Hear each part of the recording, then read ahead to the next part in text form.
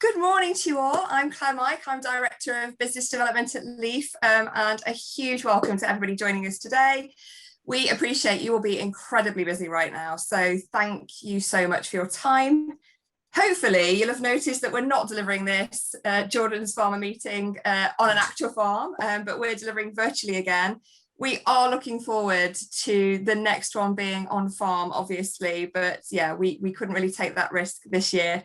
But yeah, and it does allow a little bit more flexibility for you all to join us, yeah, but nothing beats getting onto farm, so we will be endeavouring to do that next time. Can I ask you, where possible, to keep your cameras on? Obviously understand that some of you may not have the bandwidth, so don't worry about that too much, but it's just nice to see faces and feel like we're all in the same room together. We've got a pretty packed agenda for you today, actually, just to mention, there might be a couple of changes in order. Rosemary's struggling to get internet connection at the moment, so we might do a little bit of moving around, but don't worry about that, it will be seamless.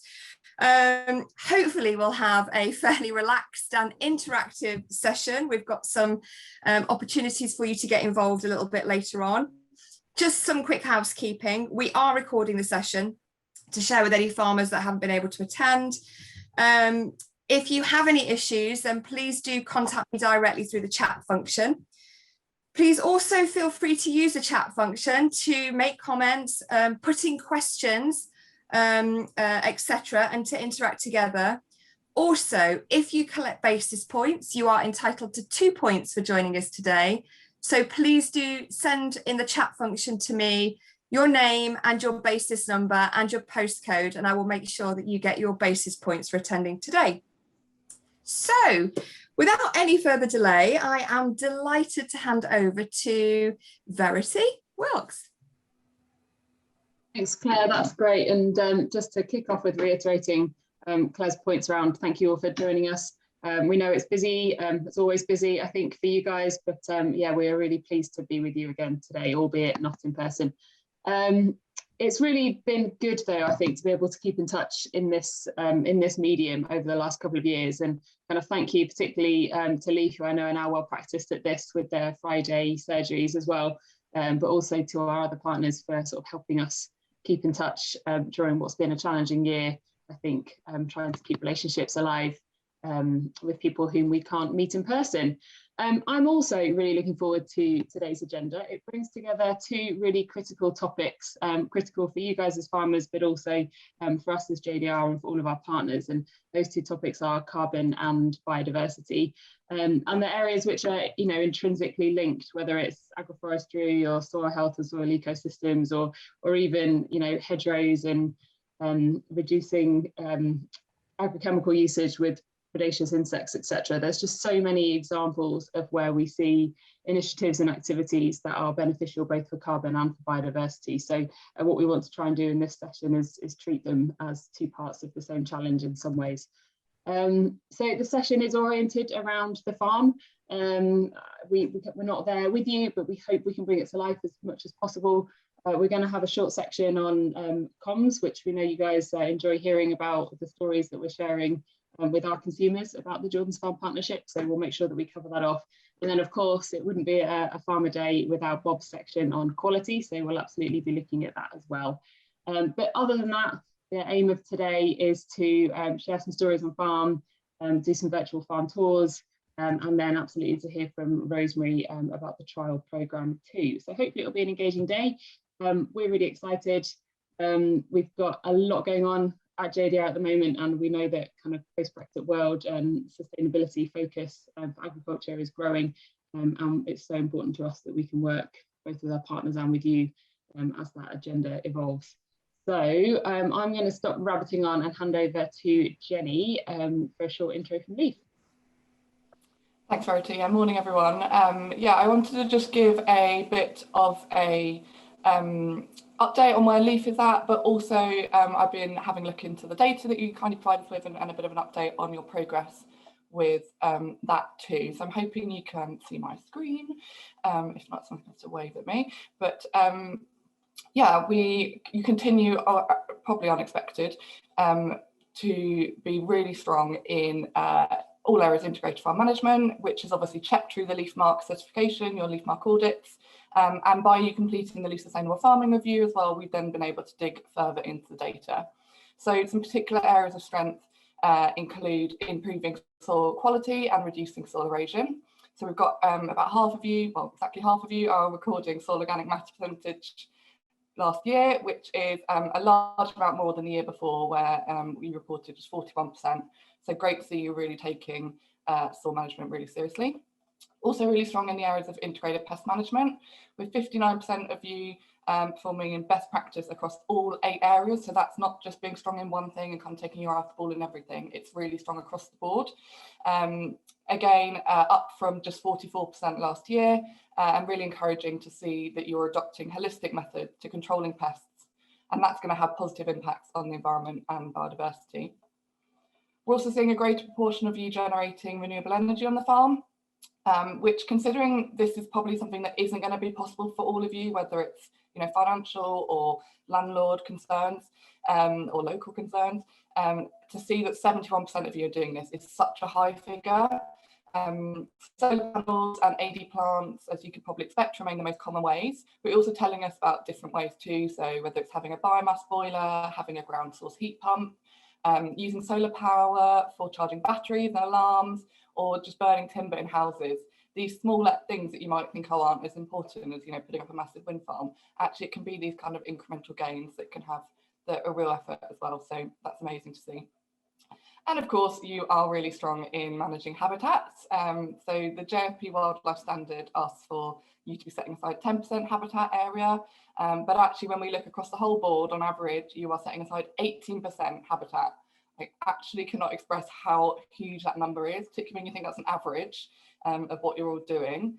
To put that into context, when we look at just UK LEAF Marque farms, so already people who are really exceeding and doing best practice, they only do on average 13%. So you're giving up a 5% increase on top of that. So best of the best.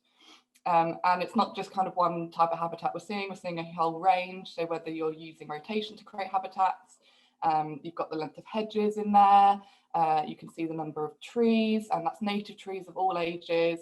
You're sowing native seeds in field margins, you're putting up bird, hedgehog, bat boxes, etc., etc. Just a really great diversity and variety, which is wonderful to see. Switching gears, where we could see improvements, and great for the topic of today, is in carbon measurement. So we're still seeing a number who feel they're not measuring or monitoring energy use, and a number who feel they haven't even started to address greenhouse gas emissions on their farm.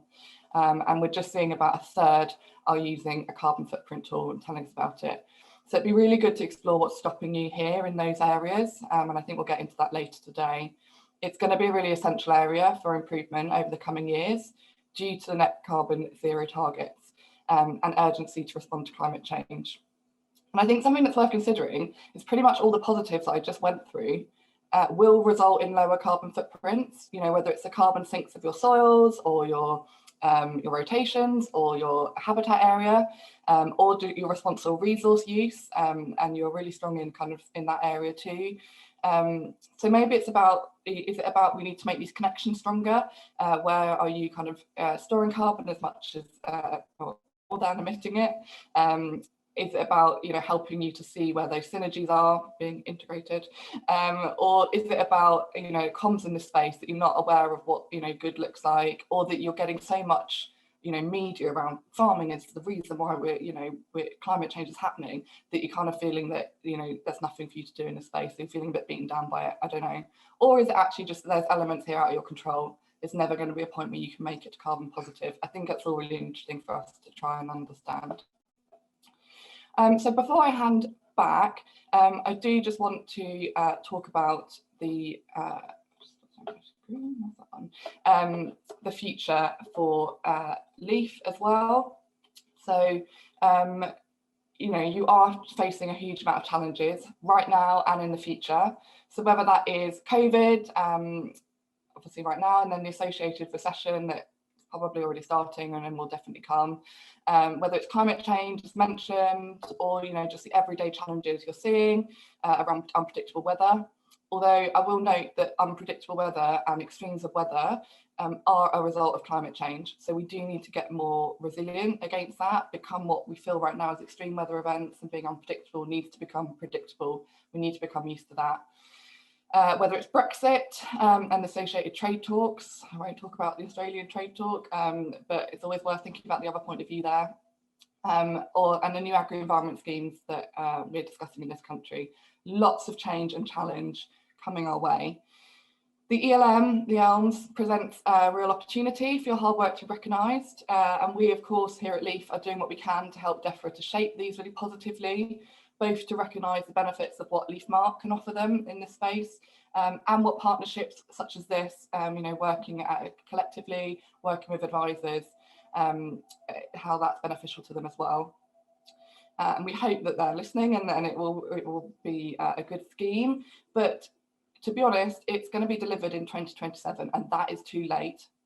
Climate change is not waiting around if that does happen. And if we see a government reshuffle or the Treasury changes its mind, it could all fall apart. So this is where initiatives such as the JFP really need to plug that gap to encourage action right now. As I say, Mother Nature is not waiting until 2027. And also to demonstrate how market and policy can work together.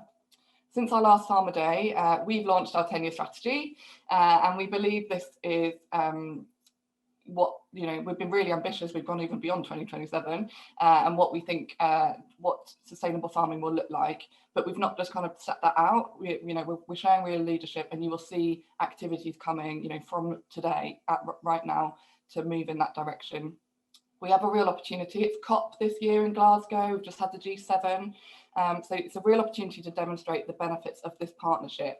And I know we're going to touch on at the end of today how we're communicating that, how we're celebrating your impact. But we also need to dig in today what's needed, right now on the ground, in the field, if you like. But actually for all of us on this screen, and I include myself in that and all the project partners, what can we be doing to keep improving this partnership, keep it being the pioneering partnership that it is, keep it being really successful. And on that, thank you very much. And I'll hand to the Wildlife Trust.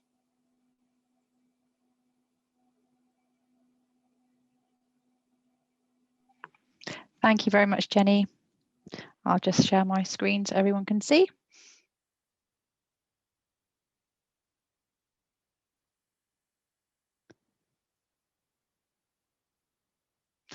Hopefully that's all okay now for everyone. Excellent. No. Okay. Maybe it needs another second or.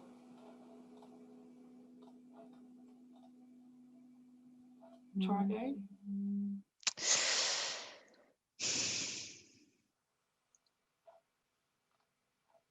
Okay, let me try again. Just bear with me one moment. Sorry about this, folks.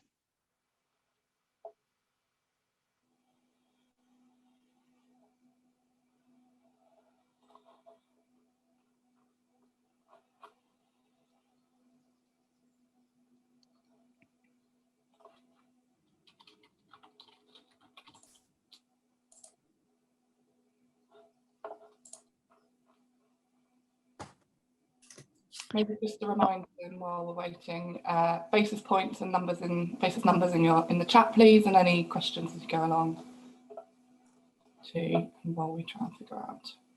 Thank you, Jenny. What's going on. Sorry, it's not even coming up now. Sharing screen 2. And that's definitely not there now. Jen, why don't I try and share my screen and then you. Oh, hang on, here we go. Oh. It's coming. Okay. There we go. It's just sometimes a bit slow. Yeah, great. Okay, glad that's all okay now. So yeah, sorry about that, folks. Thanks for your patience. So as I'm sure most of you know, I'm Gillian Cawthorne from the Wildlife Trust. It's great to see all of you here, and a couple of new faces as well, which is wonderful. So I just want to give you a brief update on all things Wildlife Trust and what we've been doing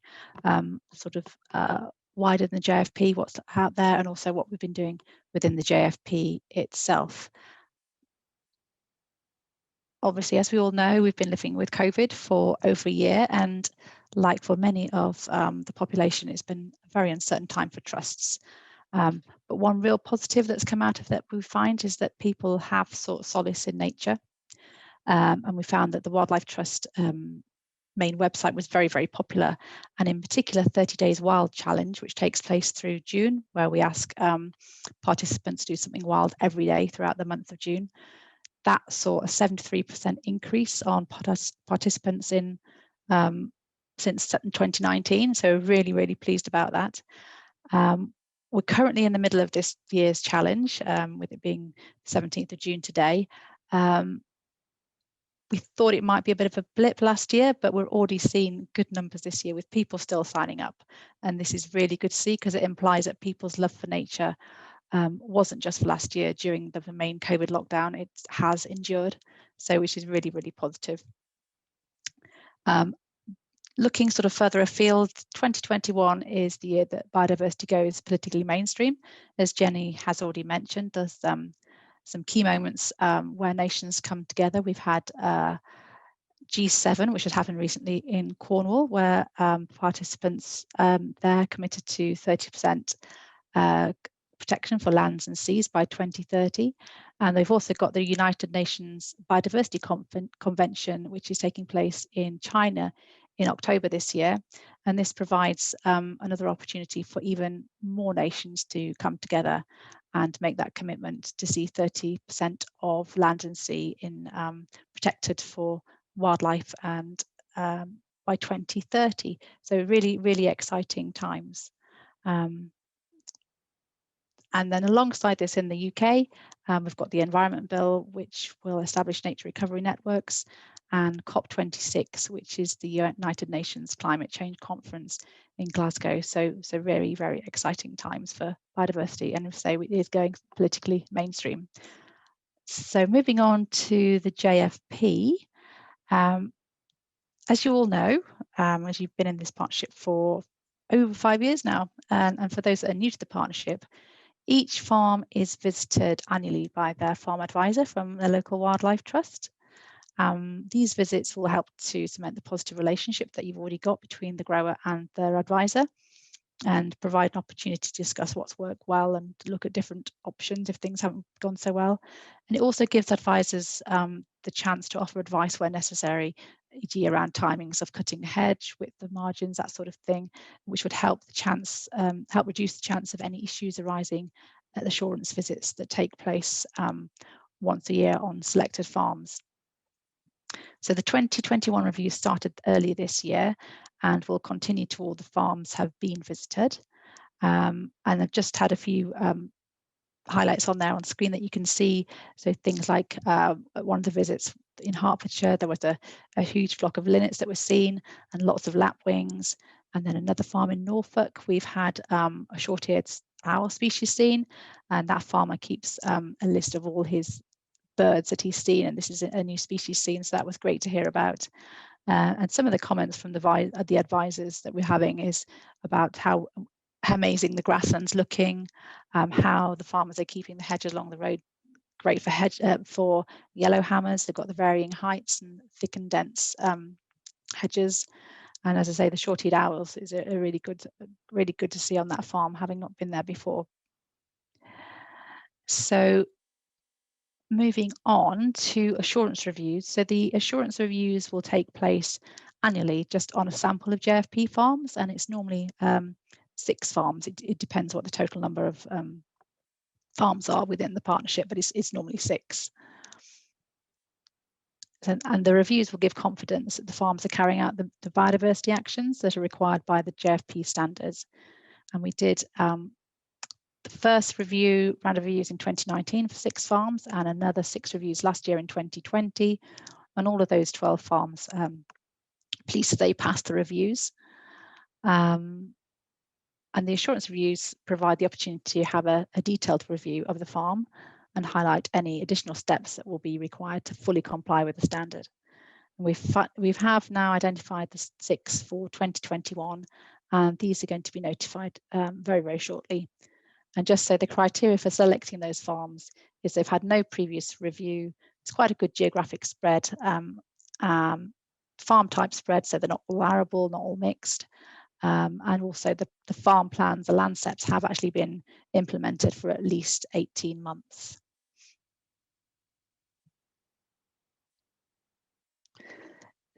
So looking ahead, the year ahead, we were really decided last year to renew the partnership with Jordans, and we really look forward to continuing to work with Jordans and all you brilliant growers, and helping you and support you to become a positive force for nature's recovery. With this renewed partnership, we're going to be doing business as usual. So there'll be continuation of the annual reviews to get them completed, and the assurance visits, as I've mentioned previously, and these will take place over summer, sort of stroke early autumn time. 2 new farms have joined the partnership this year, and they're having their initial visits by the advisors, and then the Landsceps will be developed. And we're also very excited about a farm that entered recently, where the Landscep is almost complete. But in addition, we're taking some monthly surveying work over the course of the surveying season. So that's sort of March through to October.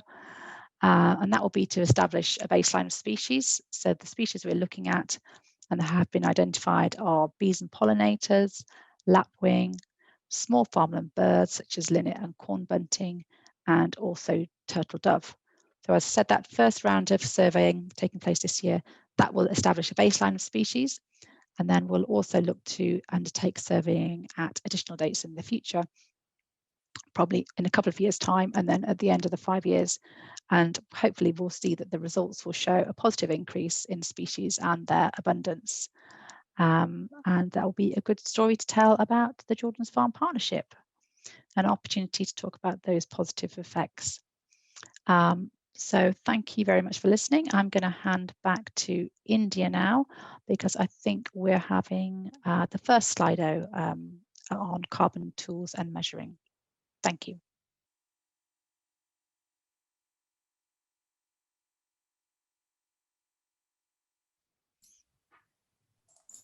You're Thank okay you, to share your Gillian. screen, Gillian. Yeah. I think I can stop you sharing. There we go. Thank you. I would like everyone else to get involved now by inviting you to participate in our first Slido poll. So I will just share my screen so you can see the information for that.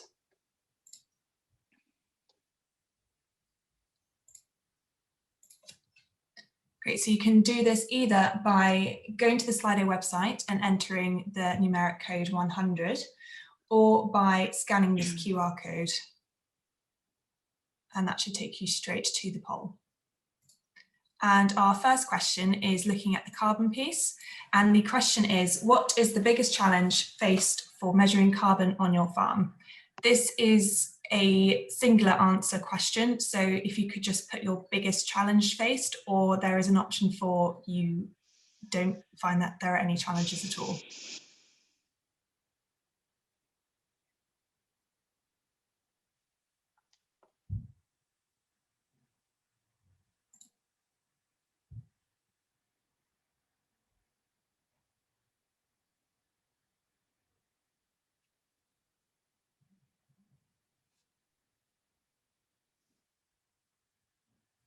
So we're getting some results come in now. If anyone has any problems, please do say. Can't open the browser. Are you able to scan the QR code with your camera at all?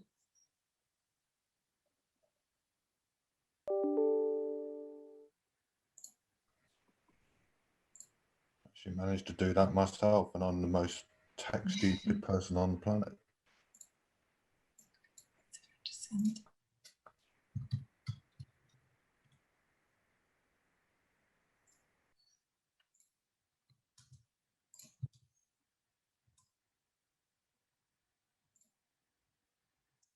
So we have 9 answered there.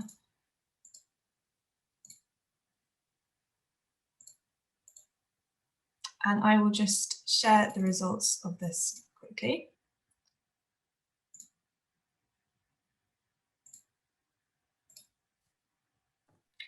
So the biggest result is inconsistent measurements, which is interesting whether that's between tools or using the same tool. Also, lack of guidance of which carbon tool, and some saying there aren't any challenges, but it seems to be really around the tools used. But that's great. Thank you everyone for participating in that. Thank you, India. Yes, that's really interesting. And I think that probably echoes what we hear on the ground as well, that, you know, farmers are quite frustrated that there are inconsistencies in measurements between tools. I think what LEAF is trying to say at the, trying to encourage at the moment, particularly if the inconsistency is between different tools, is actually that's okay for now. While we try and kind of figure out a singular way going forward, or a more consistent way going forward. But actually to get on the journey, to pick one tool, to start measuring, as long as you use the same tool each year, at the very least, you'll be able to demonstrate improvement, or in some cases, perhaps a little bit of a backward movement too, either way. So yeah, I mean, we encourage you to start, and please do get in touch with LEAF if you have any questions. And we're not the experts, but we can share what we know, and we can signpost you to experts or to information that we have. But yeah, please, we do encourage you to get started, not to worry too much about the accuracy right now. And at the very least, you can start to measure whether there's a difference either way. Thank you, India. That's brilliant. Now, a little bit different to what we'd advertised. We had got Rosemary in this slot, but Rosemary is still having huge challenges with her internet. So Bob has very kindly agreed to step in. Yeah, I mean, this is probably one of the most popular slots that we ever have at farmer gatherings. So yeah, delighted to hand over to Bob for a quality update. Thank you, Claire.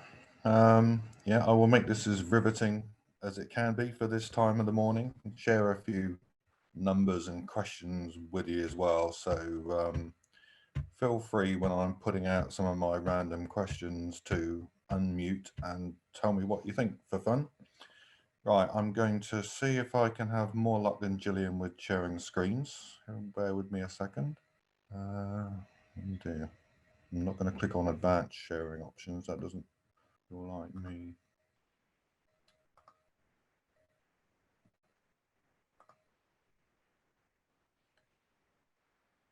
Right, if somebody could kindly let me know if you can see something. Fabulous. Thank you. Right.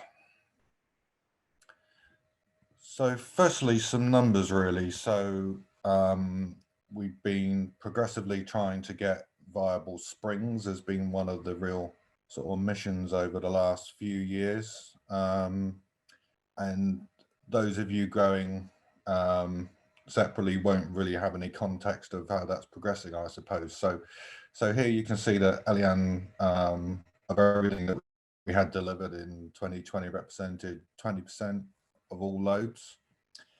And hulling loss, where the number being lower for us is good, because that's more ends up as a flake. You see there's only a very slight difference really between Elian and Mascani, and in this season we're at slightly lower at 26.8 for Mascani versus just over 27 for Elian, but around the average for all loads, that still makes Elian a really credible sort of choice as a milling oat. Screenings, well, we all know it depends how good your cleaner is and what you do and what happens on a combine and everything else. Overall, screenings are slightly higher for Elian versus Mascani, but still at, you know, decent levels. We're still not into sort of claim levels at that point, which is the most important thing for you guys. And with hectoliter weight, we're seeing, or bushel weight, or whatever we call it nowadays, the slightly higher with Mascani, but there again, we seem to be out of the territory of claim levels, which is good. And the only reason I'm calling out moisture here, I know it depends on what happened to be happening with the weather when you're out combining, but it is one of the factors that goes into the calculation to create the flake yield. So we use the hulling loss, we use the screenings, and we use the moisture to calculate the flake yield. And that's only really because we buy the flakes at maximum 12% moisture. So any moisture loss that we've got to pay comes in there. So hopefully it makes sense, but the message there is Elian isn't just something we were trying on 1 or 2 farms anymore. It's representing, you know, a reasonably substantial proportion of the crop now. Right, so these are even more random numbers, I suppose, just fun. And I need to refer to my notes to make sure I know what the hell they all are in a minute.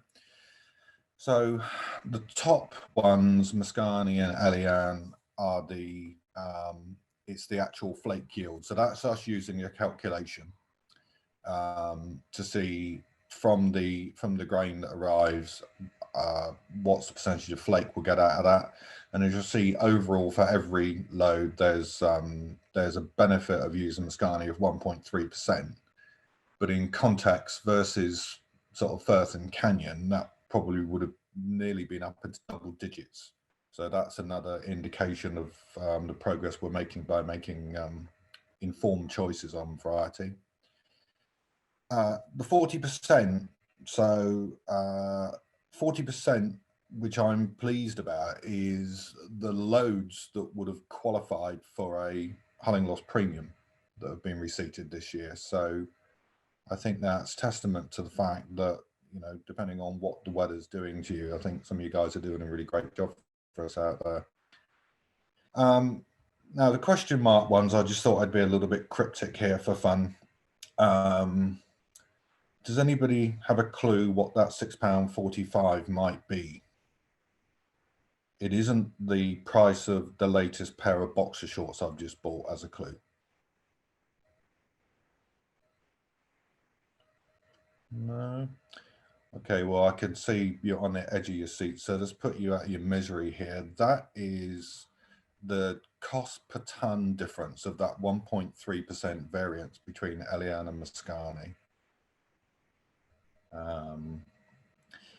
So the 19,515, that's not my high score at the local pinball arcade. What do we think that number might be? I can see brain cells heating up in some of these images here. It's most amusing.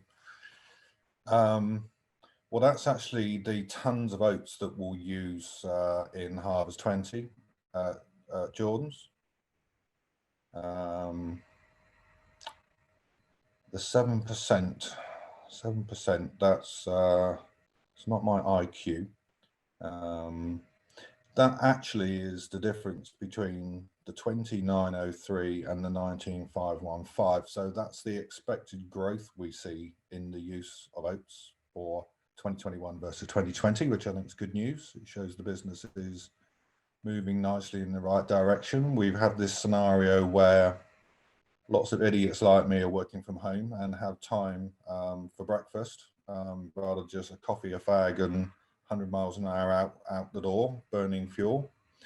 And the 125,872 is the cost of the difference between Elian and Mascani for that volume of oats we're using current year. And with the volume going up next year, it's nearly 135,000. So we're seeing that, you know, Mascani, if we can do it, if the grass weed pressure allows us to do it, and if the crop gets in early and does well, is still the favourite. But, you know, we would have had a 7-figure problem if we'd been trying to introduce springs at this rate. Hopefully that makes some sense. If it makes no sense at all, please shout, and I will mail all this out at the end. Okay, now. Random questions. Which variety was the load with the worst hulling losses that we had in this season?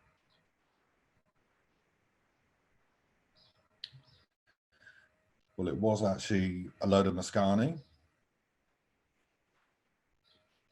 And which variety was the load with the worst screenings, so the highest level of screenings present? And that was also Mascani. Then how many of the top 10 loads for hulling loss, you know, the 10 best, were Elian? So do we think that our new spring got into that list, I wonder? Well, it did, and 30% of our top 10 loads were this spring variety, which I think is great. And how many of the top 10 loads are screening? So did Eliane feature there as well, bearing in mind that we think it's probably slightly higher? Yes, it still did, only one, but it means that it's still in there at the running if need be. So what yield would the best load of Eliane give this season? And we'll have to probably pop back to this when we start looking at the firm stats, but 67.66. So that's pretty good.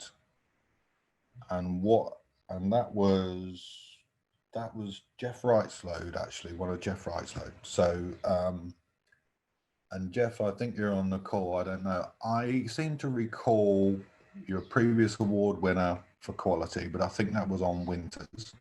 I think you may have had a bit of a challenge with the first year of Eliane, as I recall, and we had some conversations with you about that. So to have the best load of Eliane we've seen all season coming off your farm, I think tells me that if we're starting to talk about how we might move forwards, that might have some power behind it.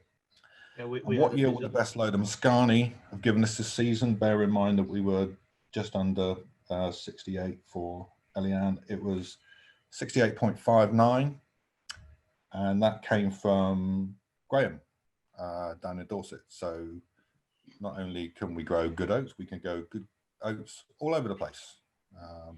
So that's good. Bob, I think Jeff was going to jump in and make a comment there as well. Is that right, Jeff? Yeah, with the first season we grew the spring, we had a disastrous growing season and had some horrible quality problems, so we didn't qualify. But we got it better the second year.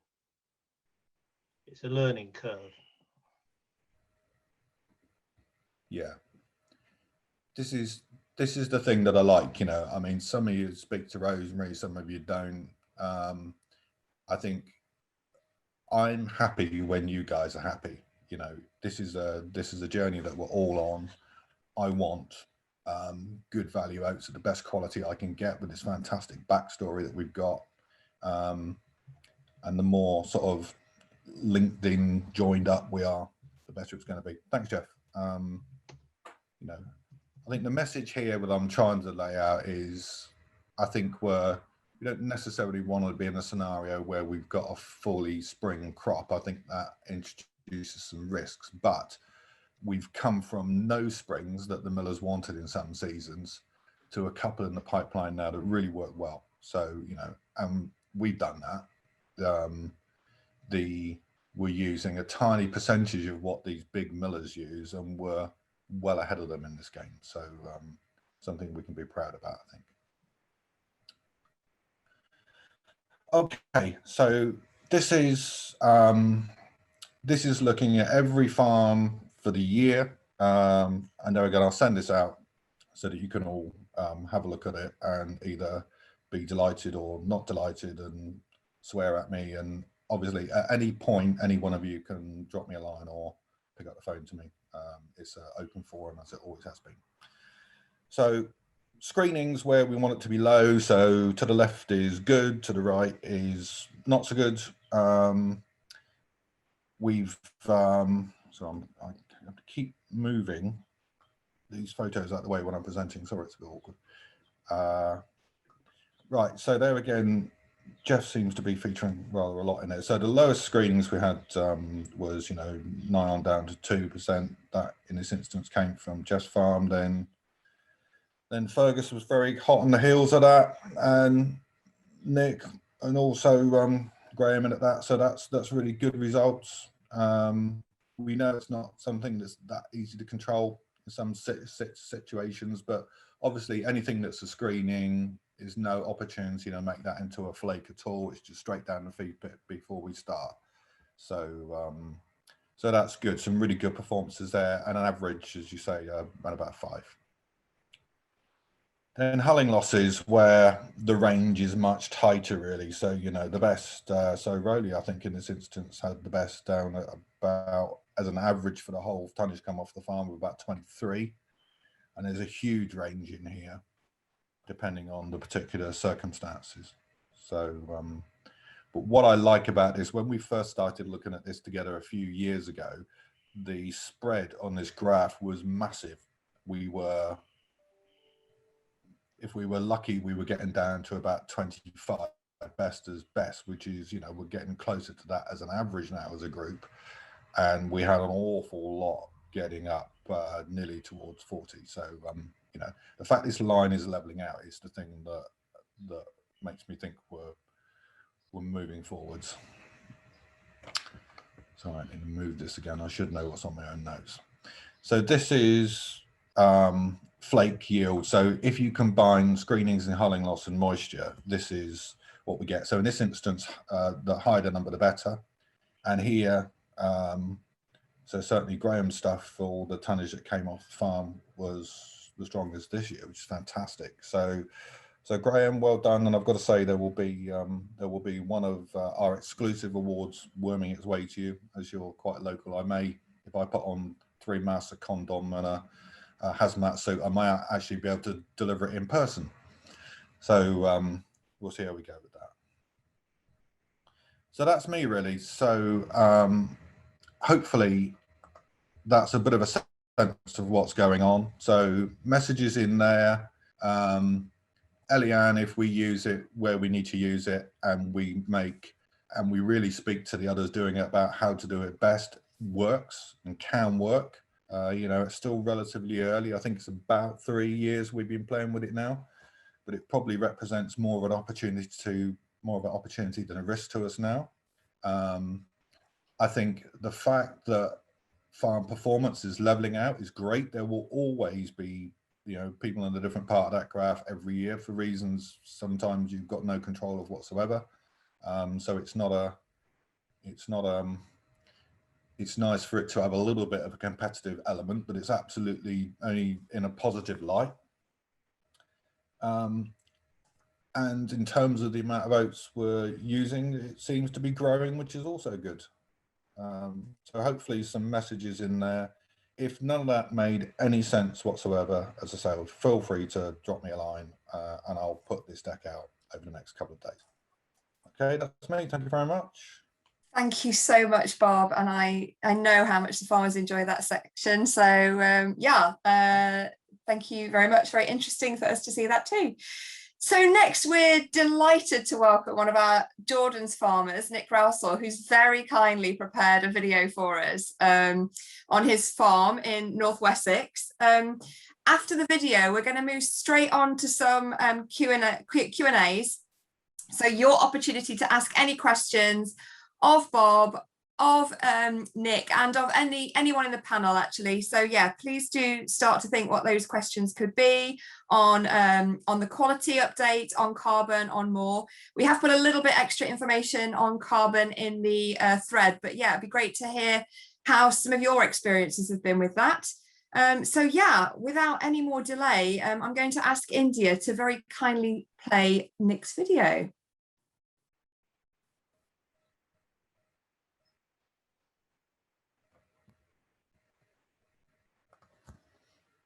Hello, I'm Nick Rousel, and we've been growing oats for Jordan's since 2006 now, so we're coming up for our 16th crop.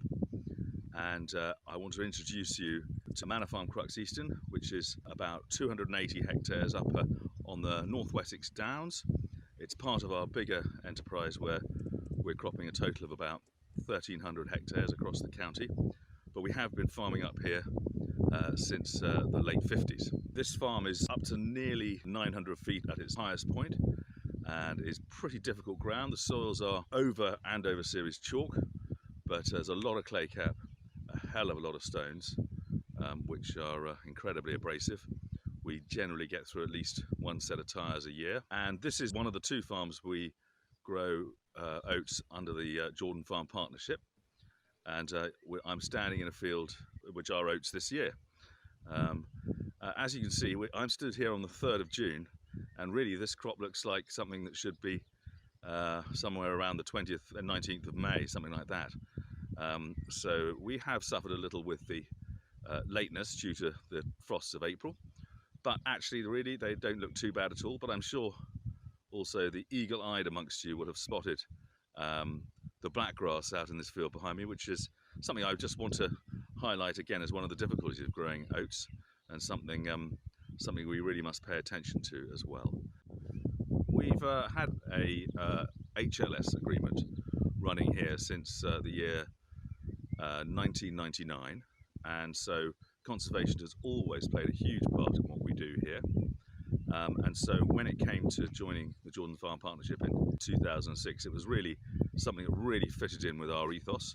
And on these poorer soils at these heights, oats were a crop that really fitted in well. We weren't able to grow real decent yields of wheat. In fact, we would probably say our top yields here would be up to 8.5 tonnes a hectare. And we can do nearly the same of oats, not quite, but nearly, with a lot less input, and by using a lot less nitrogen fertilizer, and consequently reducing our carbon footprint down to something a little more efficient anyway. And so our next stage is looking to what schemes we can utilize to try and do the best in our conservation efforts. Our main species we're looking to do well for here are stone curlew, and we have nesting pairs here. I'm not going to take you there because I'll probably disturb them. We do have a pair of chicks there at the moment, and that also helps lapwing. We are prolific with brown hare, and so we'd like to see more of those continue. And we're also very keen on our skylarks and all other small farmland birds, yellowhammer, linnets, those sorts of things. We're joined up with our local wildlife trust, trying to join in on a project to try and expand the dormouse population in the area. And so we are trying to get joined up bits of woodland to hedges to try and give them trackways to move along. The history of the estate here has always involved this conservation bent. We're really delighted that the Jordan's Farm Partnership helps us along with that too. This is to show you some of our downland reversion. This is ground that actually was downland before and was ploughed up by my grandfather in the 60s. We put it back in about 2001, so it's nearly 20 years now, and it's been a great sort of satisfaction. It's taken a long time for it to come good, and after about 6 years we still didn't really have any flowers, wildflowers coming through at all. We didn't plant any seeds, but then we were advised by a local wildflower expert called Charles Flower. His advice was to run a disc through it just to open up the ground, have some bare soil to let any seeds that were there germinate or anything else to blow in. You can see lots of cowslips, they should finish by now, and not a lot else. We've got the oxeye daisies will be here any minute. The timings are all slightly wrong this year. We have kidney vetch, birds for trefoil are here, and of course this ground is then not being ploughed up and cultivated and releasing carbon. I just thought I'd show you one of our nectar flower plots behind me. It's again not quite flowering. There's the odd crimson clover just coming now, and the odd bird's foot trefoil, but it'll be a little while before it's in full go and doing its thing for all the bugs. This is now 3 years old, and a couple of things we've done to it which are going to make it last us a really good distance is that this year we sprayed it with a graminicide back in early April just to take any grasses out of there which might eventually choke it up. That seems to have done a really good job. We've got a lot of biomass here now. What we'll also do is cut half of it in July once it started flowering, so that that will restart the process, and that will mean that the cut area will flower again much later, so prolonging the delivery of nectar and food for the insects. And you'll see behind we've got another plot of this season's sowing of wild bird mix against the hedge, so the three all fit together and should provide a really good mix of habitats. Here I am stood in front of one of our second year wild bird mixes. This is predominantly made up of kale. We run through here in mid-May, when we know there's some rain coming, with some millet as well, so that we can try and provide some grain as well with the second year rather than just the kale seeds. You may be able to hear, I'm not sure how good the microphone is, that it's absolutely buzzing with bees and other insect life at the moment. If I turn around, You will also have a look down the valley, and you'll see that the crop of oilseed rape is behind that.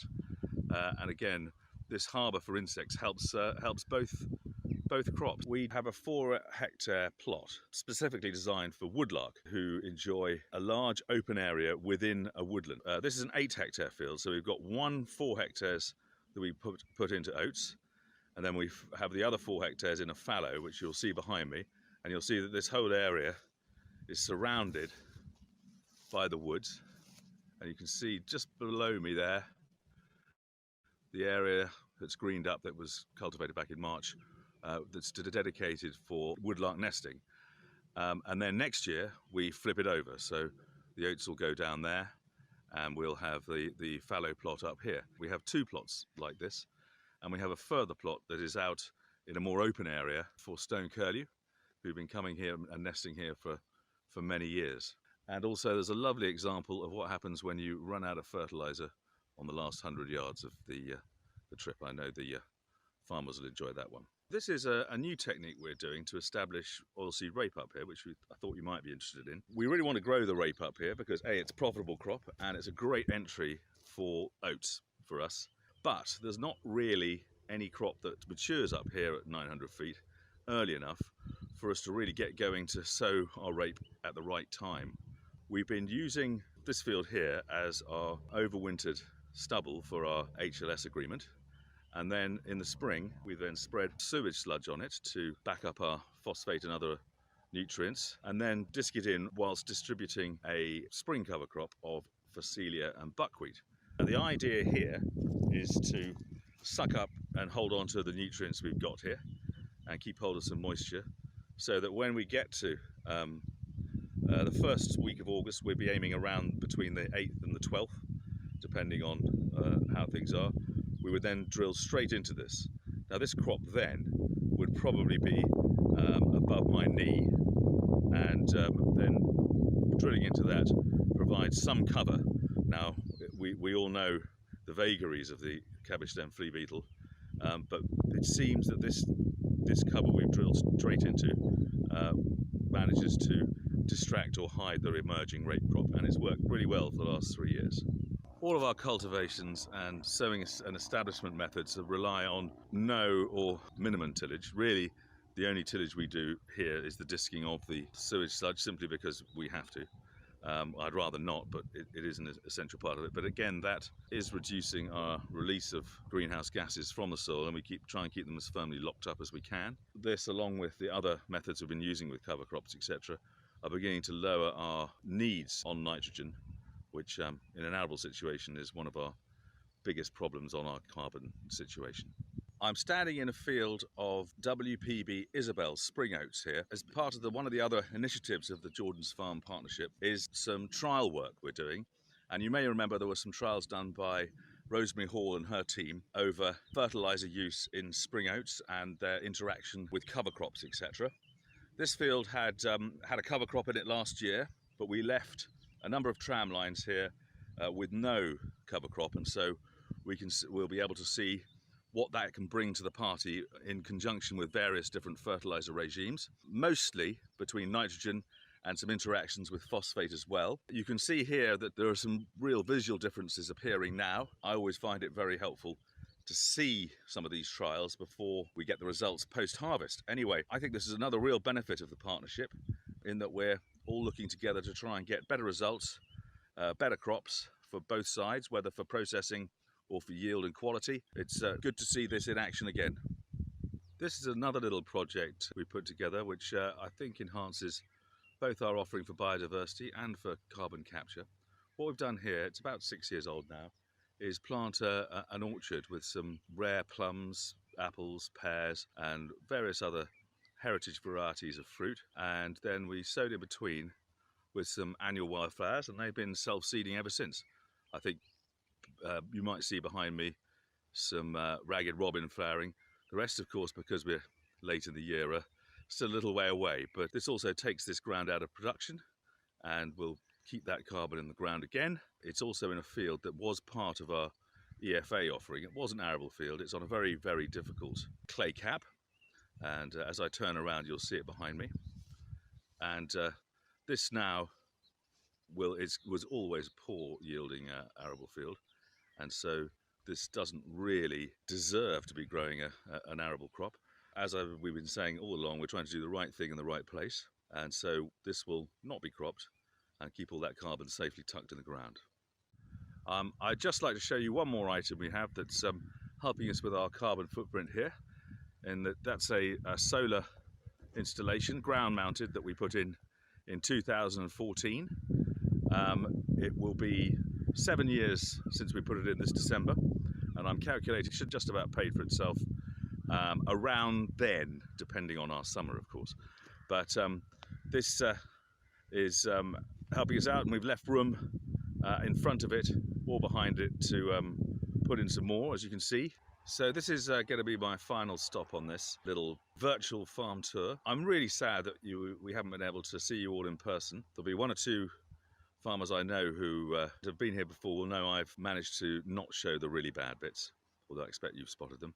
Hopefully next year we can all get back out on farm and get down and see exactly what everyone's up to. I haven't even been able to speak about the woodland or the pond, the 2 ponds we've restored here.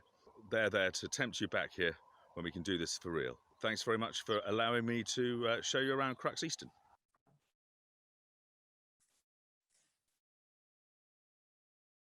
Thank you so much for that, Nick, and preparing that video for us. Absolutely tremendous. And yeah, can't wait to get onto your farm and see some of that woodland, and those ponds that you're talking about would be brilliant. So I'm just going to open up the questions section now, and actually I'm going to open with you, Nick, if that's all right. So great to hear that you're managing to integrate min-till and no-till into some of your methods, and holding on to some of that soil carbon. Have you seen any improvements in your soil so far for doing that? And do you think that the benefits are already or will outweigh either the costs or the challenges that come with integrating that? Sorry, excuse me. Without a doubt, we've been on this route since we first started to do less tillage in about 2003 across the board, but we've been direct drilling to some extent since the 70s. So I was following down a route that has been well trodden before, but there's no doubt that we're seeing the improvements, and our motivation then was for cost cutting and improving the soil. It now seems that when you put another angle on it, which is the carbon capture, whatever, that seems to be another benefit. And as far as I can see, looking at our carbon footprint is just another way of looking at improving our efficiency and improving our use of resources. And it's I can't tell you the differences in what those clay caps were like back in 2002. When we ploughed them, it destroyed the plough for a start. Then we ended up either with something that was completely uncultivable, or because it was like goo, or it was just sort of turned into rocks. Now, we recently took on a nearby farm, and I was then suddenly reminded as to what it was like before, because I thought I've seen this soil before, and it was on the opposite side of the valley, and it's exactly the same soil, but it's 15 years without 15 years of care and concentration on the soils themselves and increasing organic matter, etc. It was a big shock, because this taking it over a long period of time, being confronted with what it was before then really made up my mind. I think it was brought home when my father said to me, what are you going to do today? And I said, I'm going to go and spray Red Hill. There's a clue in the name with what the soil was like. And he said, oh, you can't possibly do that. It's you'll make a hell of a mess. Anyway, he came back later and said, I see you decided not to do it. And I had, and that showed that we were really getting somewhere with it. So, I think we are beginning to reap the benefits because we've been going for a long time. It certainly didn't happen on day one. Brilliant, thank you so much. I'd like to go to Mark. Mark, would you be okay? Mark Tufnell, could you unmute yourself and ask your question, please? Thank you. Well, we've had some really good presentations this morning, and I love the film, Nick. Thank you. And I wonder if I could ask you a question. With all the various habitat strips and areas that you've got, have you found you need a minimum size or a minimum width to them? You had a very good shot of some kale. We've had a terrible time trying to establish our kale because it keeps being eaten by a flea beetle. And I was interested to hear that you mixed it with some millet. But the secondary part of the question is, I think you mentioned you're in HLS. Do you think will you roll over your HLS? Will you go into countryside stewardship before you go into elm? And how are you going to manage that? And what percentage of your farm is, if you like, not undercropping? Oh, lots of questions there. And yes, all of them are pretty are really pertinent. And well, what we do about the HLS, I mean, the HLS scheme that we're in now ran out in September 2019, and we had been preparing for a year to renew that into a higher tier countryside stewardship one. And we were preparing for that, but I think Natural England simply didn't have the people on the ground. So we were originally offered a 4-year extension, and then that quickly became a 2-year extension, and then a 1-year extension, because the goalposts were moving all the time. However, so we had one 1-year extension. We've now had another extension for what was it, for 21 months. I don't know why. We've got one to September 21, and then one that goes to January. No, hang on. Anyway, it's rather confusing, but we have extensions of this HLS where it's unfortunate because we'd like to do some more things and slightly change it, but of course they're saying, right, extensions and do exactly what you're doing for exactly the same money, which is probably the best place to be right now.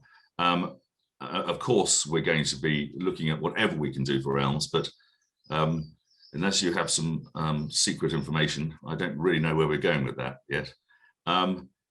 The bird mixes, we don't really have a minimum area. It's one that will fit our machinery and fit the areas of ground that are less productive, so that they have a two-way thing. It's probably, some of them may not be absolutely the best for providing seed for birds for the size, but we have enough of them in enough places that even the smaller ones will contribute. The kale, I was told a tip by an old boy years ago about establishing. He said, well, we never used to establish it till Midsummer's Day, which is, and we've been happy to go later with any bird mixes in with kaolin. Obviously, seals don't tend to mature very well in that, but and that has made a big difference about getting them away from flea beetle, because they've got plenty of other things to look for then. And we put the millet in the second year because to try and boost up the, we just run through with a quad bike or whatever, and just get that in, and hopefully it'll find some bare ground and grow up. They are growing. How much delivery we get depends on that patch, where the rain comes, etc. But yeah, that's that. And on that particular farm, we're about 20% not cropped. So it varies from farm to farm, but it's about 20%. Thank you, Nick. That's absolutely brilliant.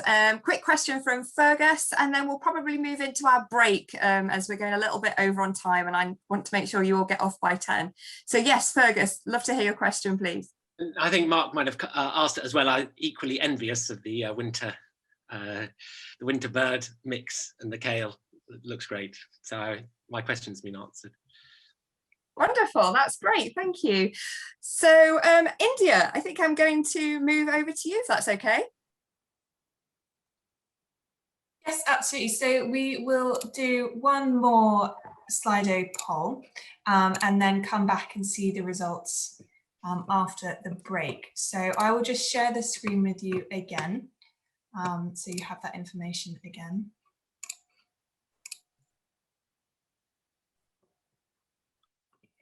And this time it should take you to a new poll. This one is focused more on the biodiversity, and there are 2 questions. The first question is a multiple choice where you can answer one. Where you can answer one, and that's it. How often do you monitor species on farm? So whether that's often, so about once a month or more, sometimes every few months, rarely once or twice a year, or never. Then you'll be taken to the next question, which is a multiple choice where you can select a few of the options and how that's relevant to you, and that's how do you monitor species. In terms of monitoring species on farm then, the vast majority are doing it sometimes, which is brilliant actually. Eventually in time, obviously we might be doing it more frequently, but actually noticing the difference if you do it too frequently is probably also not that helpful. So it's really brilliant that the vast majority are doing it at least sometimes and the rest are doing it more often, and nobody's doing it never. So isn't that a great result for all? India, if we could just scroll down or move to the next slide, brilliant. So in terms of how you monitor species, observation right up there, of course. You can do that every day. You don't need any specific tools to do that.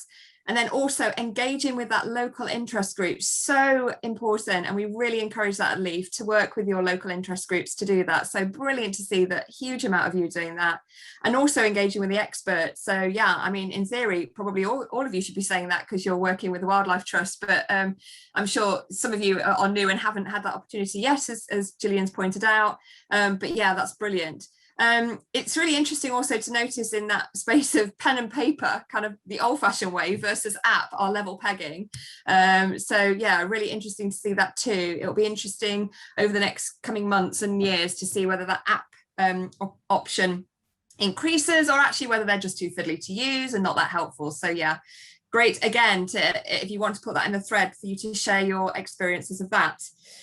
So without any further ado, I would love to show you our next video. So we're going a little bit out of the normal Jordan's farmer group, and we're going to see a video from Andy Bason at Newhouse Farm in Hampshire. Andy is one of the Resilient and Ready farmers, and I'm sure, because I know some of you have joined some of our other webinars that we've been holding earlier on in the year, some of the Resilient and Ready. So I know that a great many of you will already be familiar with Andy and the Resilient and Ready programme, but we just thought it would be great to hear from a different farmer who is very like-minded, very similar outlook, and just to see a different farm. So yeah, thank you, Andy, for allowing us to share the video. Andy will be sticking around for Q&As not long after the video. And yeah, India, if you wouldn't mind rolling the show. Is that the right word?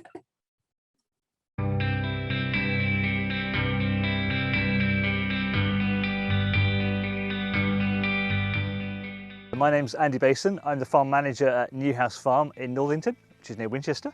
The whole farm is 800 hectares and we farm 600 hectares of that as arable. 2 years ago, we applied to be part of the Resilient and Ready programme, and luckily we were selected, which was great. My reasoning for wanting to be part of that programme was to get more people onto farm to start with, showcase what we're doing here, also to enhance the biodiversity on the farm, integrate that with the arable farming. They've been quite separate up until now, so I was really keen to combine those two elements of the farm. There are huge changes coming in agriculture, and I was kind of keen to be part of that, I suppose, and ahead of the game, and sort of see where we could take Newhouse Farm as a business and how we could improve the business, integrate the arable with the stewardship, the environmental side of the farm, and push forward sort of into the next stage of farming. So today I'd like to show you around the farm here, one or two sites on the farm which I think you might find interesting. There are places that areas that I'd like to improve the biodiversity or the environmental side of the farming, areas that are probably a bit underutilised, and we'd like to enhance as part of this programme.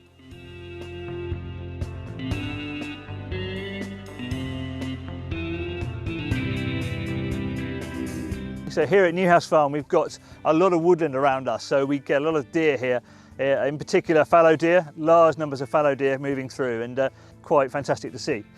We get roe as well, and also muntjac, which is something I never used to see when I was younger. But my big passion is brown hare, so I love to see brown hares running around the field in 4s and 5s. It's perfect. It's a good sign that we're doing the right thing with our farming practices, and they're not being adversely affected, which is great. You can see here sort of around us we've got various different sort of habitats. We've got a bit of cover here, we've got some new game cover going in, and we've got these wide open arable fields. So all these things are good for encouraging the hare. Also I'd like to do more to encourage barn owls. Barn owls, we've got a couple of pairs here on the farm, but I'd love to do more to encourage them. So I think sort of moving forward, that's my next big thing. If we can sort of put up some boxes and do more to encourage them, that would be great. So as part of this Resilient and Ready programme, we've had access to some experts, and one of those was from Oakbank Game and Conservation. They came out and did a biodiversity survey for us.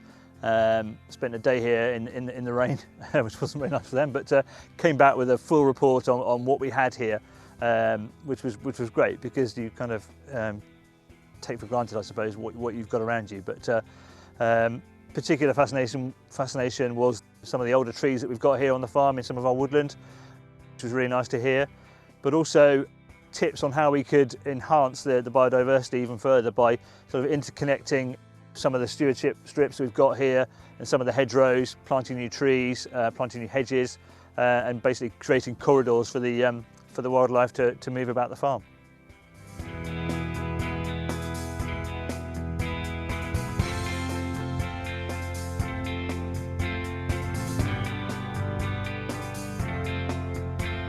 So we're now here in Main Wood at Newhouse Farm. In amongst the trees here we've got this duck pond. It's a traditional flight pond. We do shoot it a couple of times a year, but it's an area on the farm, so it's nice and peaceful, nice and quiet. It's got a little bit of sort of scrubby grass behind here, and actually it's an area that I'd like to take some advice on what we can do to further enhance it, or to at least to sort of maintain what we've got. It sort of seems to me an underutilised area of the farm, and an area that which we could do more with. So that's what I'm looking to do here, sort of going forwards.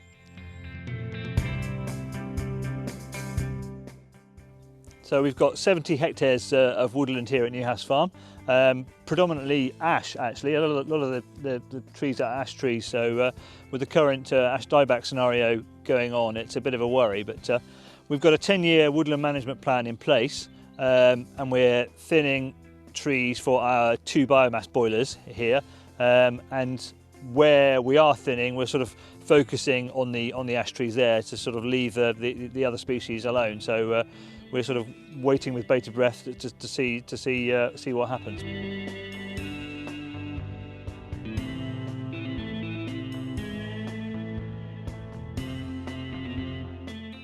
So here we are in our field of GS4. It's a herbal ley, part of our mid-tier stewardship. We've got the ewes and lambs out here at the moment grazing, enjoying the grass. It's an option that's got chicory, sainfoin and clovers in it. The ewes and lambs do really well on it. It's got anthelmintic properties, which sort of alleviates the need for wormers, and that's been really successful for us in the past. It's an option that has to be, it's rotational, so we're going to move it this year. In the autumn we'll put a new field in, and hopefully that will be as successful as this one.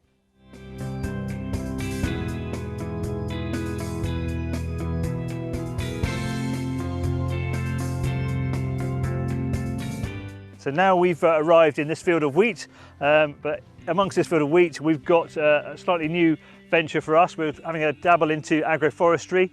Agroforestry, or silver arable as it's also known, is sort of integration of trees into the arable rotation. So what we've got here is 4-metre strips every 30 metres on 30-metre spacing, so we can get our sprayer up and down the rows, in between the rows. And the plan is to plant these strips up with wildflowers, maybe grasses as well, in the autumn, get those established. Those wildflowers and grasses will hopefully host beneficial insects, which will predate on the aphids and bugs that we don't want.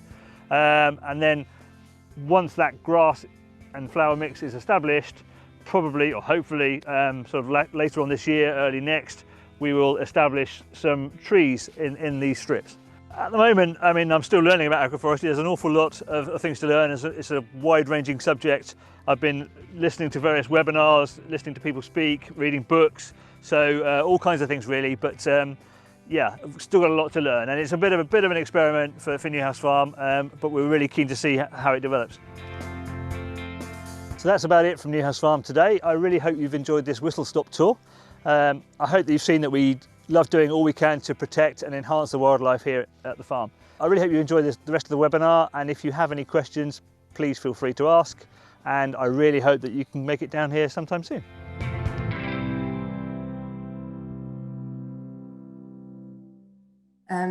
Thank you so much firstly to Andy for allowing us to share that video. Really great, and some great stuff happening there.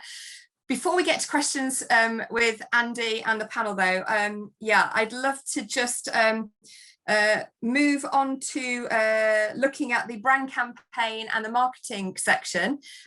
So yeah, it'd be great to reintroduce Verity and Gillian, who are going to share a little bit more detail around what's happening around the brand, and then we will move on to our final Q&A section, where you'll be able to ask questions of Andy, of Nick, of all of the panel here today, of each other. So yeah, let's make it as interactive as we can. So yeah, Verity, over to you.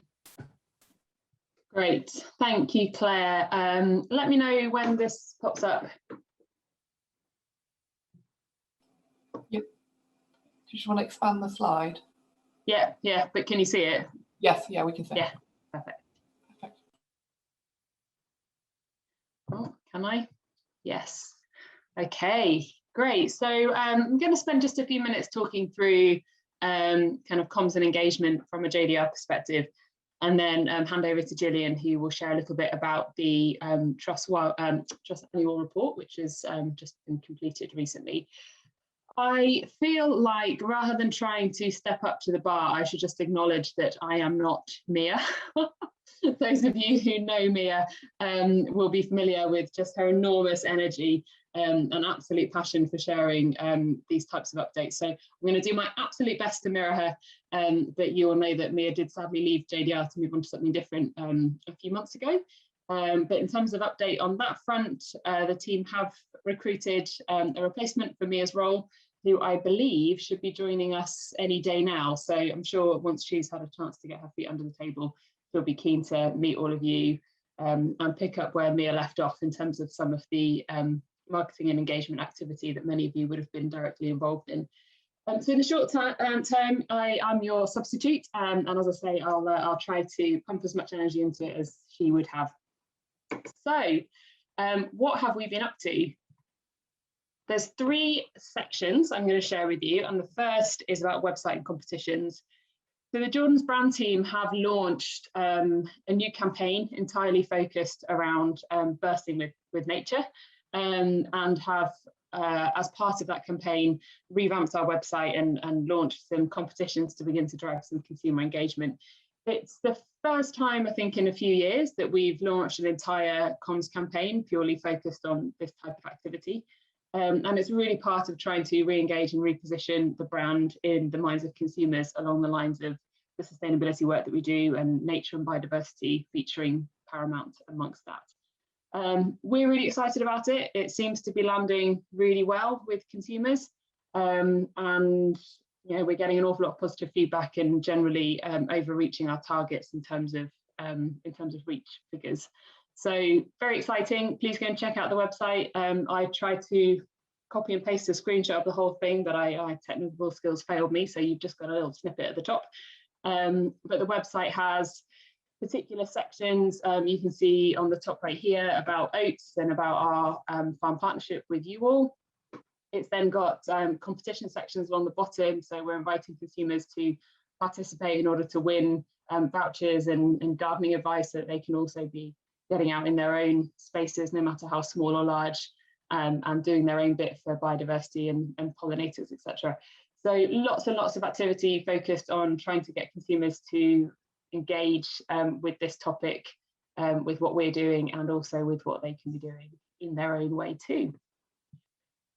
So publications then, this I'm really excited about this one because I read some of these and I know lots of other people that do, so it feels very kind of close to home and tangible, and that's quite exciting, I think. So there's 20 print advertorials going on at the moment, lots of advertisements, digital advertisement, newsletters, digital content, etc., across a whole range of BBC magazines. So Gardener's World competition featuring primarily among them as well. So we're the only sponsors of that competition this year, which is, I think, very exciting and ties in very well with the competition that you saw on the previous slide about trying to encourage people out into their own green spaces just as much as you are. Well, obviously not quite just as much, their spaces will be much, much smaller, but with the same heart of intent. So a few photos to bring it to life. This is the Gardener's World Garden of the Year competition homepage. My garden isn't quite like that at the moment. My little vegetables are also fairly behind the season this year. I'm up in Manchester and we had several frosts after my first set of seeds went in. I should have known better. I always get overexcited and put them in April, and I really should wait till the end of May. So as a result, I'm on planting round number 2 and they're all only about an inch high. So let's see what happens. Then this one is in the Discover Wildlife website of the BBC Wildlife magazine. It's an article about how we're helping to protect wildlife, or how you guys are helping to protect wildlife in our countryside, and how we're working with you to do that. And then the final one that I've pulled out, but there are lots more that you could look at either in these publications or online, is the Countryfile website, which featured our Harvest Festival, which was run actually last autumn by Mia and the brand team, but the first ever attempt to kind of bring multiple people together virtually to celebrate harvest and all things farming around about that time of year. I do remember when I was at school, I grew up in Devon, we always had a harvest festival. You know, it was a kind of a proper foundation pillar of the year. Feels like something that might have petered out a little bit these days. So we're trying to bring some of that back to life, even if we can't do it in person. So loads of stuff going on to try and share all of our activities with our consumers, both through online medium and through some of these publications too. I don't know if anyone's seen any of them. It's always a dangerous question in case everyone says no, but I'll let you put it in the chat. Okay, promotional videos then. So in addition to what we're doing with publications and websites and in our own website, obviously we want to get out into social media and all the other forums in which consumers might be engaging with our brand. So I've picked 2, they're very short, just a minute or 2 each, just little snapshots of the activity that we're doing and how we're communicating it. And I believe that India is going to run to my technical rescue and run these. So shall I stop sharing, India, or do you? Can you take it yeah, from me? I can probably take it from you. Okay, great. So while you're doing that, after you've seen these 2 videos, that's the end for my section in terms of Jordan's comms, and then I'm going to hand, as I said, to Gillian to talk a little bit about the annual report. Our world is better when it's bursting with nature, but caring for the planet isn't a one-person job. That's why we launched the Jordan's Farm Partnership, a unique collaboration between Jordan's Oat Farmers, the Wildlife Trusts, Leaf and the Prince's Countryside Fund to support nature and rural communities. Together, we've protected over 4,000 hectares of habitats for wildlife. That's almost the size of Oxford. Now, if that's not worth raising a spoon to, what is?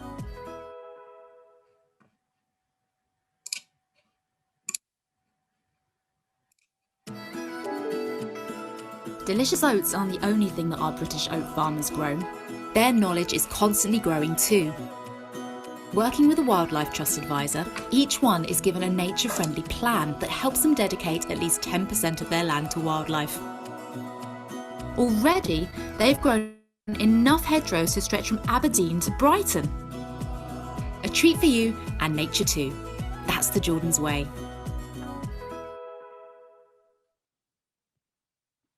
Okay, so very short, the idea is that they are out on social media and easy for people to engage with. And one of the metrics that we track is whether or not people watch the video all the way through to the end.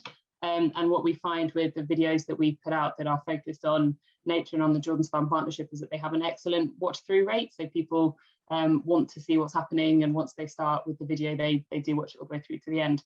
I know it might seem crazy that people don't always watch a video through to the end, but you guys will know from your own social media, you click on something for about 2 seconds and then you click on something else.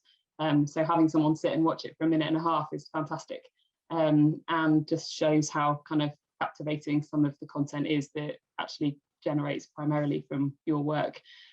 So thank you for everything that you're doing and helping us put this great content together. It's been a bit whistle stop, but I'm sure we can continue to share with you via email once Polly is in role, how that campaign is evolving and how it's being received by consumers. So I will leave it there and hand over to you, Gillian. Thanks, everyone. Thanks very much, Rarity. Was that Mia doing the voiceover in those videos? They were brilliant. I'm actually not sure. I had the same thought. It does sound a bit like her. So yeah, it could be. Yeah, comes across very well, and brilliant videos. I'm sure they go down well in social media. So as Verity just said, just a couple of minutes on the TWT annual report. So we've begun producing annual impact reports back in the year 2017-18. That was obviously a couple of years into the Jordan's Farm Partnership, and it was once all the farm plans had been written and they were being implemented.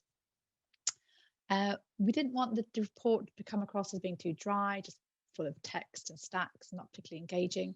So we saw this as an opportunity to produce a report which is really quite eye-catching and full of beautiful images. And it talks about the wonderful work that's being done on farm for biodiversity and also the success stories that you've had with various species. So at the moment, there are 3 reports to date, and these can be found on the Wildlife Trust website. If you go onto wildlifetrust.org, Jordan's Farm Partnership, you'll see them on there if you've not had the chance to look at them yet. The report for the previous year, so 1920, that was completed at the end of 2020 and was provided to Jordan's, and it was published on our website in January this year.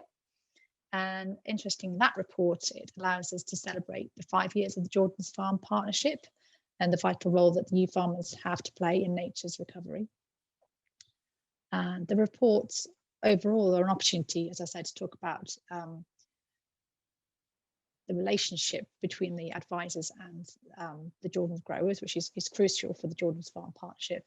But it also enables us to talk about the processes that go on, so the annual visits, the assurance reviews, the land SEPs, and we can talk about that not just for Jordan's, but also for a wider audience as well. So again, it would be shown on our website. The reports are an opportunity to hero the growers and highlight those species success stories. And as you may have seen, last year's report featured Hamish Stewart and also Ralph Parker. And we're very, very grateful to both Ralph and Hamish for allowing us to do that, and also for the growers who've appeared in previous years' reports as well and shared those stories with us within those reports. And thank you very much for that. So the report for the year 2021 is currently in progress. Again, huge thanks to the 2 farmers who are going to feature this year. I'm not going to say who it is yet, but I'll keep that a surprise for later in the year. So we had a photographer go out to the farms earlier this week, and fortunately the weather was still good. It seems to have changed a bit now. And he's just literally shared the images with me this morning, so I'm really keen to have a look at those as soon as we finish on this call and see what they look like. I've got one more farm in mind for next year's report, so the 2021-22 report, following feedback from an advisor about some activity that's taken place. But of course, if you would like to be featured, then please do get in touch.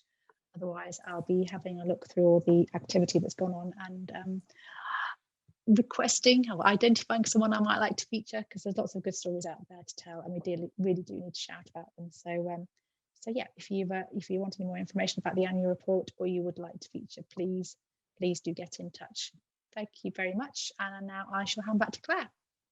Thank you so much, Gillian. Thank you to you both, and to Verity as well. So much great publicity and great stories being told, and great photos to share on the brilliant work that you farmers are doing. So thank you all for that. So yeah, we've come to the end, towards the end of our farmer day today. We've got the opportunity, one final opportunity to ask questions. So I'd like to pull Andy back in, and also the other teams too. So the Wildlife Trust, please do feel free to ask questions of the Wildlife Trust. Gillian and Russell are here, the Jordans team, and also the Leaf team too, if there's anything that you would like us to help with. So Andy, if you don't mind me picking on you, I'm going to, while other people start thinking about what their questions might be, I'm going to pose a question to you, if that's okay. Yep. You know, you talked about some incredible wildlife in terms of the deer, the hares, your pollinator strips, etc. What's been your biggest challenge that you're finding when you're trying to optimize biodiversity on your farm? Phew, that's a good question to start with. Well done. There are always challenges. I mean, it's a lot of, it's quite tricky getting a lot of these strips established. You know, the margins and the wildflowers. We really struggle with those, and sort of they tend to be in poor areas of the farm or the field. So you know, soil conditions, shade, all of that. So trying to get those established and get those up and away is quite tricky. But we're getting to learn what works for us now on the farm and what doesn't. So sort of, I'm fairly confident as we progress now, you know, going forward, we'll have a better idea of what we should be planting. Yeah, thank you. So I've got a question from Nick for you as well. Nick, do you want to unmute yourself and ask your own question, or I can ask it on your behalf, whichever you prefer? Oh, to Andy. Yeah. Yes, I think I put it in the chat. It was just what types of trees are you going to plant in your agroforestry project? Hi Nick. Yeah, it was predominantly apple trees, I think. I mean, we're still sort of trying to sort that out, but I mean, apple trees seem to fit with what we're doing here. We've got pork, which we sell direct to the public, so I'm kind of thinking about apple sauce, cider, maybe apple juice, and then, you know, maybe selling that direct as well. We've got a tenant on the farm who's got a production area, food production area, so that would sort of enable us to use that. So probably mainly apples, but one or two other species in there just to kind of get a bit of variety, I suspect. Does it matter which species you have to make the best of the agroforestry, or is it any tree enough? I think it depends on who you speak to and you know, sort of which part of the country or world even you're in. But I mean, I think hopefully any kind of species will do the trick. Thanks. If you need a chief cider taster when you start developing that product, I'm very happy to help.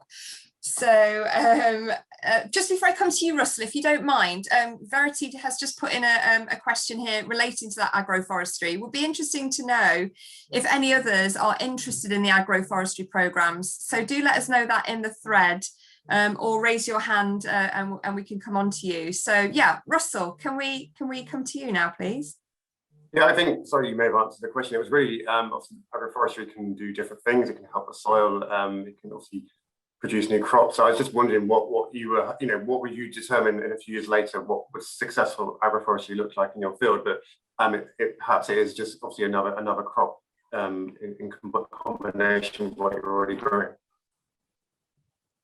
Yeah, I mean, it is exactly that, as you say. And I mean, the sort of thread was the seed was planted, if you forgive the pun, for me in France a couple of years ago on a field trip there with the ASDB. We looked at a field that was into agroforestry, and they had they were growing walnut trees there, and it kind of just sort of, you know, I thought, well, actually that might work here. If I'm honest with you, I mean, it's in a 10 hectare field now. I don't, at this present time, I don't see it being something that I want to roll out across the whole farm, but I'm just really interested to know how that field can be sort of sustainable, low input field, no insecticides, certainly low inputs, hopefully no inputs, but I don't know. So it's just a bit of an experiment at the moment for me.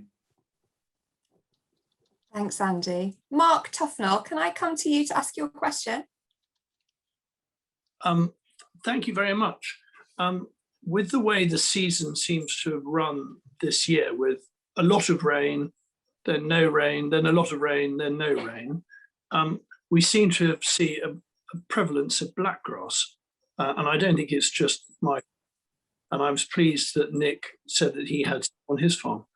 I've got blackgrass in both some of my wheat and my oats, and I just wondered whether we were able to do as a group any better research, either culturally or with sprays or use of cover crops or whatever, and any thoughts on that?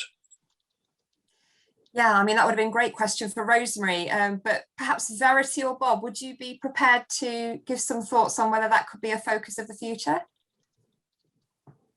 We can absolutely look at it, Mark. So, you know, we don't want to be doing odd scientific things for science's sake. We want to be doing things that are meaningful to the group.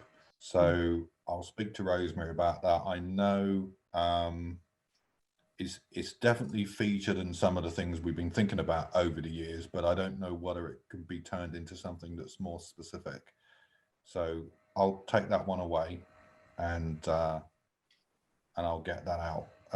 But yeah, absolutely, you know, we want to be doing some things that are relevant to the group. Can I just add to that? I think certainly where we are, we've seen there's more and more pressure coming under the oat crop, especially the winter oat crop with this blackgrass, and now because of the last 3 years we've had, there's more and more pressure becoming on the delayed drilling into the autumn. So I think certainly where we are, the tendency has got to be moved into the springs, and I think, you know, we have started to see a bit more success this year with the springs and the early drilling and the results from Rosemary's trials. So implementing some of that stuff that Rosemary is doing is becoming very helpful. Yeah, thanks, Steve. I mean, so certainly Eliane, I think, has been worthwhile, and I think we've gone through it in quite a measured way. I think we could probably talk more widely and collaborate a bit more with springs, and that's something we should continue to do. Isabel is the variety that we believe will supersede Eliane, and our view is that that's a slightly better variety than Eliane, slightly more reliable. I know Rosemary's looking at another one called Lion. I don't have too much detail of that at the moment, but we've always as a business continued to, you know, looking at the pipeline of varieties coming through from all breeders, all sources, to try and identify the best candidates. We won't necessarily, I mean, we could talk to you about all of the ones we're viewing as candidates, even those that we're excluding. So yeah, absolutely right. Springs is important and will be equally and more so, but my nervousness is people putting in old school spring varieties are a disaster for us. You know, it can, if you look at that £6.45 or whatever I was talking about for the difference between Eliane and Muscani, that becomes 50 quid plus if we start using Canyon. So it's just about finding the smart way to get the springs that we need, and then, you know, building confidence together in the most effective way to grow them, so that we've got minimal risk and maximum opportunity, really. Thanks, Bob. And thank you so much, Mark, for asking that question, and a really good reminder to everybody that, you know, we're really super keen to hold our farmer events or conversations around things that are important to you. So please do let us know if there are any subjects or areas that you'd love to address in future farmer meetings, because we'd love to have that focus for you. Nick, I'll come to you next, and then I've got a question from Ian as well. So yes, Nick. It was just reiterating the thing on the blackgrass. If you have winter oats in your rotation and you have blackgrass anywhere on the farm, you will have blackgrass. And so it's a question of us managing what we've got there, because it can very quickly become you can have ground that's almost ungrowable. Chemistry is failing in wheat, where we did have some control, and also I would say that graminicides in break crops are also not as effective as they were. So if we're going to continue, your breakdown of 80-20, Bob, of winter oats to spring oats is, I think, a reflection of ensuring the quality that we can get you, because a spring oat is in the ground for longer. It's more at risk when it's mature. Last year, some spring oats we grew, we were going wonderfully on August the 13th when it rained, and when we got back there 2 weeks later, we were 2.5 tons to the hectare less, and the quality was diabolical. And so I think there's a risk for you as well, moving to more springs, in the fact that the quality is more risky. So the blackgrass issue is not going to go away at all, and it's not coming from a can. So we really need to, and that's why we brought a fallow into our rotation, to try and keep tackling it there, and use oats in position 1 after a break crop. Thanks, Nick. That's really helpful. Thank you so much. Ian's asked, are any other growers planning a Platinum Jubilee woodland planting? Perhaps a show of hands, if anyone could pop their hand up if they're also planning to do that. Yeah, there's a few there. Ian, I presume you're thinking of doing the same? Yeah. Do you want to just perhaps unmute yourself and tell us a little bit more about that? Oh, you're struggling?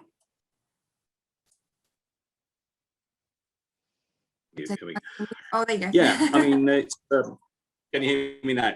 I mean, yeah. Yes, it's something we're planning to do. We've done silver, we've done gold, so we thought we'd go for the triple with the platinum. And I was interested to hear Andy's sort of trials with agroforestry. That's not something I'm looking at just at the moment, but we are going to be putting in an extra area of woodland. I mean, like Andy, we've got a lot of woodland. We've got 190 hectares on the farm, but we feel there is room to put in a platinum plantation as well, just to celebrate the Queen. And I just wondered if that was something that other Jordan growers were considering. Yeah, there was a good show of hands there. Just on that agroforestry, perhaps another show of hands. Is anybody currently implementing any agroforestry or thinking about it? Or has Andy inspired anybody to perhaps think about it for the future at all? Just you then, Andy. Brilliant. Thank you so much for that. So yeah, before we round up, are there any final questions from anybody? Conscious I want to make sure you get away by 10, but any more questions for any of our panel at all? No? Okay, that's great. Well, in that case then, I'm going to pass you over to Verity, who's going to very kindly wind up the session for us. Thanks, Verity. No worries, Claire. I mean, I think the main point is just to thank you all again for having attended this morning and given us a couple of hours of your morning. I've particularly enjoyed the videos. It's just great to be able to see a little snapshot of what's going on out on farm, particularly for those of us that aren't living on farms and haven't been able to get that burst of nature in quite the same way for quite a while now. So it's really inspiring to be reminded visually of all the work that you're doing. So thank you for sharing your videos. And I also always really enjoy watching Bob's update, because I'm not as close to the quality side of life as Bob is. So it's always encouraging to see how that is improving. And to Bob's point around some of the variances beginning to flatten out and equalise does just show how much progress is being made and what a collaborative effort is going on to kind of meet quality standards and improve the crop. So equally important to get that balance between all of the great work that's being done for nature and for wildlife, and then also continuing to look at the crop and the quality of the crop that's coming off too. So I've really enjoyed all the elements of today. I hope that you guys have as well. And I do want to just give a quick chance for anyone else to make any comments before we finish, but I will look forward to seeing you all at future events and hopefully in person at the next one. Fingers crossed.